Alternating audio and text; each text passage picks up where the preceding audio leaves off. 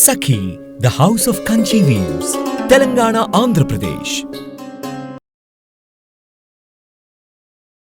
మరి దీపావళి అనగానే చక్కగా స్వీట్స్ తింటాం కదండి. బోల్డ్ ఏం స్వీట్ తయారు చేసుకుందాం మనం?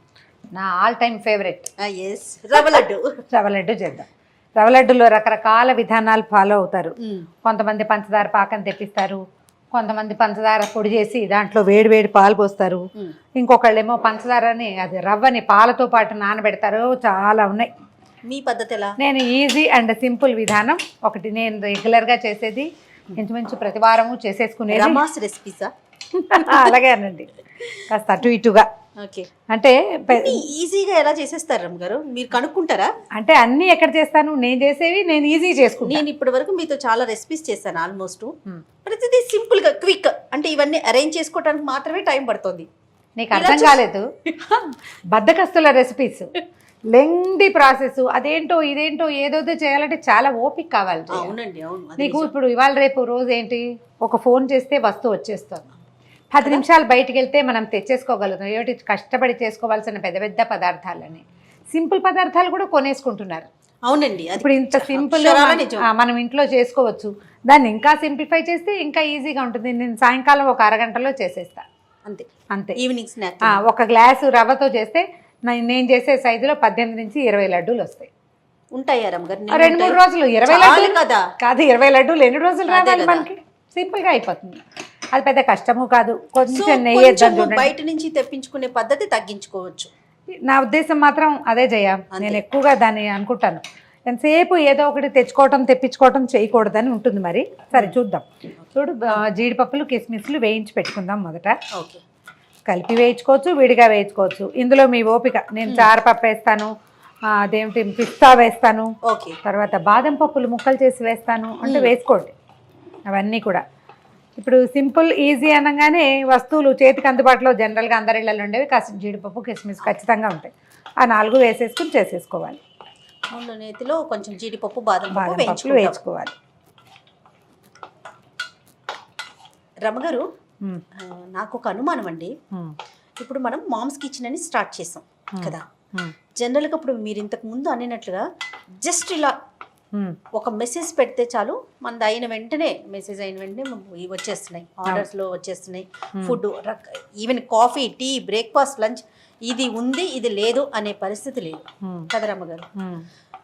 ఇలాంటి కుకింగ్ షోస్ చూసి అబ్బా మనం ఇంట్లోనే చేసేసుకోవచ్చు అనే ఆలోచన వస్తుందంటారా? మనదని కాదు, జనరల్గా నేను అడుగుతున్నాను. అంటే ఇప్పుడు అలా అనుకునే పక్షంలో ఇన్ని కుకరీ షోస్ ఉంటాయా? కుకరీ షోస్ ఉన్నాయి, కుక్ బుక్స్ ప్రింట్ అవుతున్నాయి. అంటే ప్రజలు చాలా మంది చూస్తున్నారు, చేసుకుంటున్నారు అని నమ్మాల్సిందే కదా. అంటే ఇప్పుడు అవకాశం ఉంది కాబట్టి తెప్పించేసుకుంటాను జయ.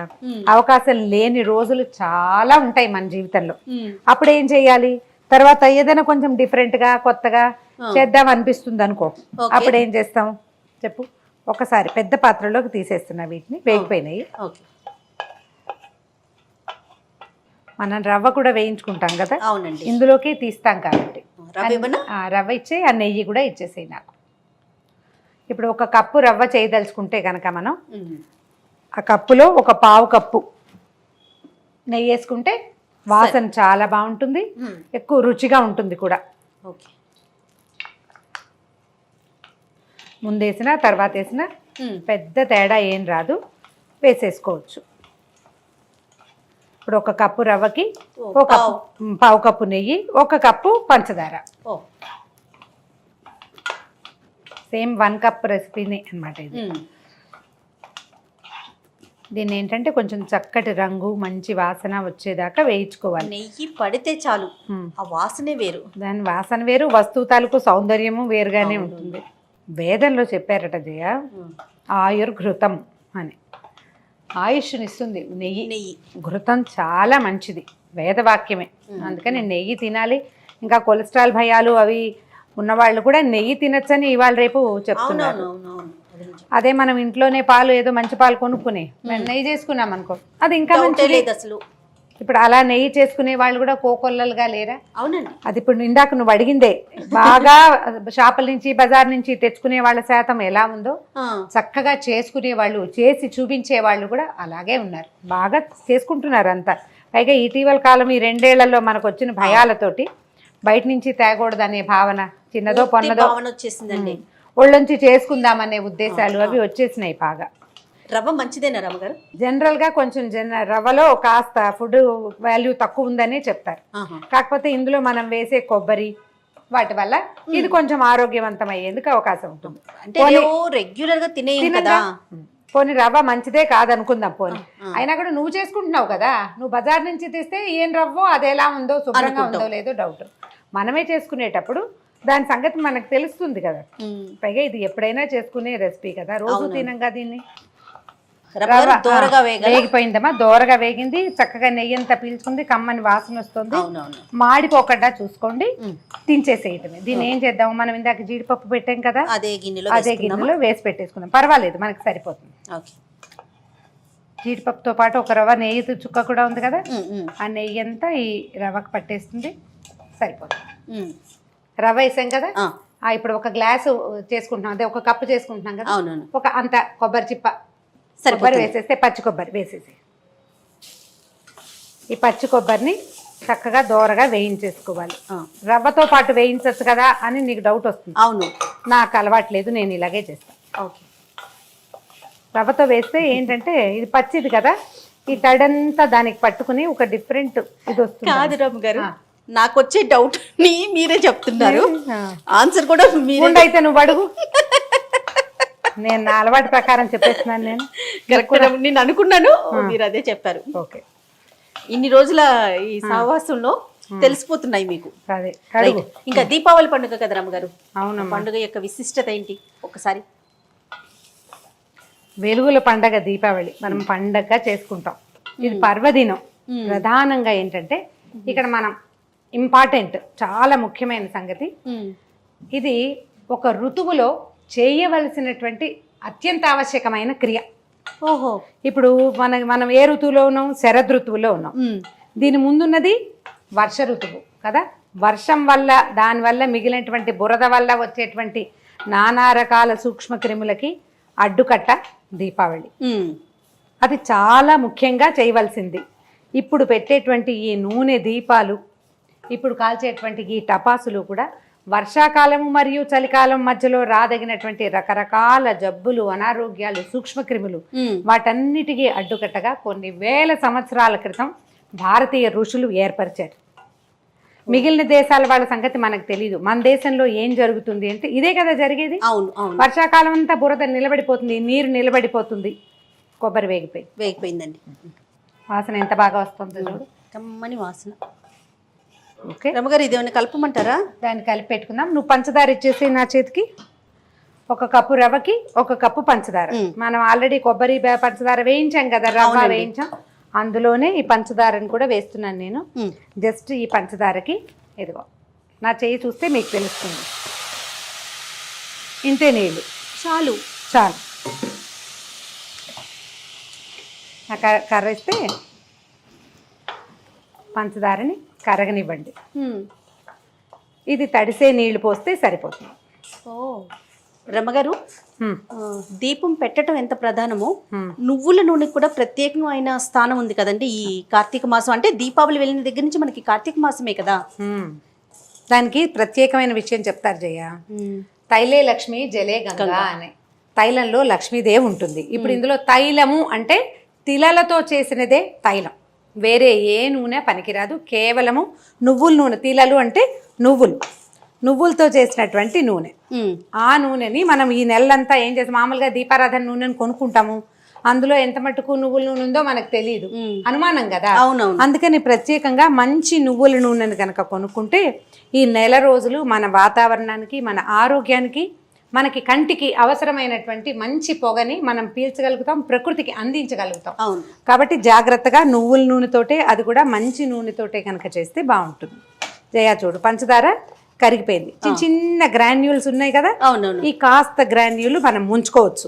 ముంచుకుంటే పంటికి తగులుతూ ఉంటే ఏం చేద్దామంటే ఈ పాకంలో ఒక్క చిటికెడు కుంకుమ పువ్వు. కుంకుమ పువ్వు చాలా కొంచెం. ఇది మన ఇంట్లో ఉంటే, మనకు అలవాటు ఉంటే, మనకు అవకాశం ఉంటే చేయండి, లేకపోతే లేదు. తర్వాత ఏలకుల పొడి కొంచెం. ఇప్పుడు ఆ రవ్వ ఎత్తి ఇందులో పోసి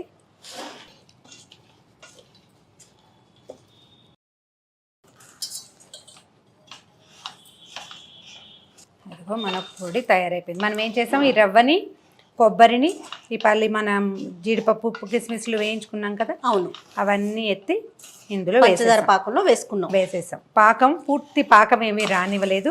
ఇవి నిలవ ఉండవన్న అనుమానం ఏం పడక్కర్లేదు. శుభ్రంగా పండగ 3 రోజులు ఉంటాయి, ఏం పర్వాలేదు, ఇబ్బంది లేదు. ఓకే, లడ్డు చేసుకోవటమే. ఈ లడ్డూని కొంచెం వేడివేడిగా ఉండగానే చేసేసుకోండి.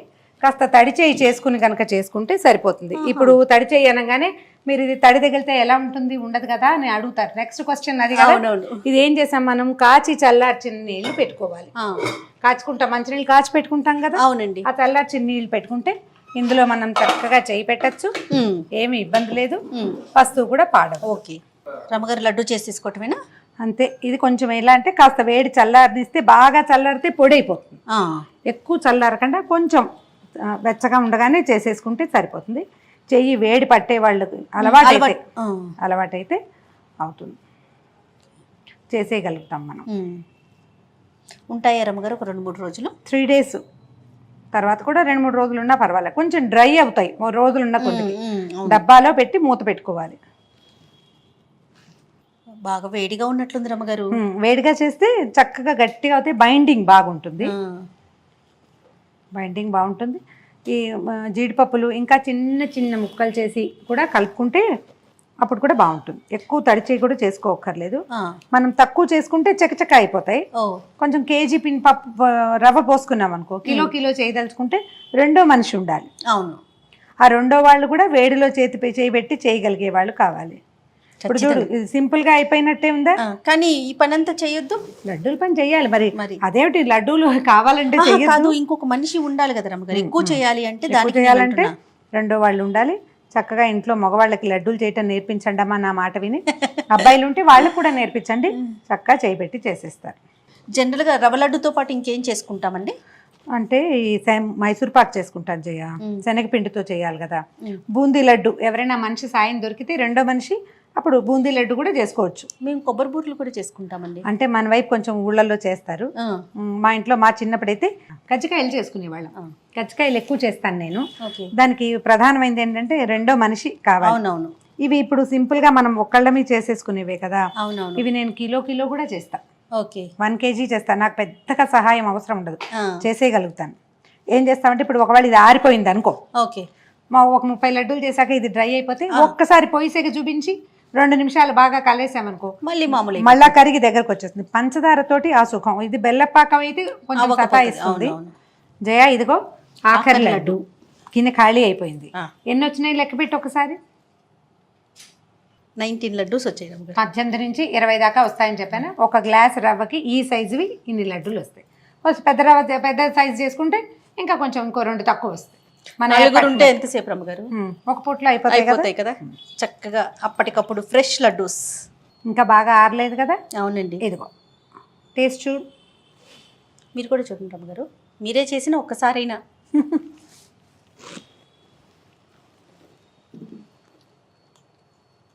బాగుందా? తీయగా, కమ్మగా. మధ్యలో జీడిపప్పు కిస్మిస్లు కొంచెం తగులుతూ, 1 గ్లాస్ రవ్వకి 1 గ్లాస్ పంచదార, ఒక చిన్న ఇంత చిప్ప కొబ్బరి చేసేసుకోవచ్చు. చక్కని, కమ్మని, తీయని, అంటే నాకు పదాలు కూడా రావట్లా దాని టేస్ట్ చూసాక. ఎంత బాగున్నాయో. సింపుల్గా, ఈజీగా, సూపర్గా. ఈ లడ్డూలో ఎలాంటి తీపిద్దో అదే తీపితోటి ఈ సంవత్సరపు దీపావళితో మనందరి జీవితాల్లోకి ఈ తీపి ప్రవేశించాలని మనస్ఫూర్తిగా కోరుకుందాం.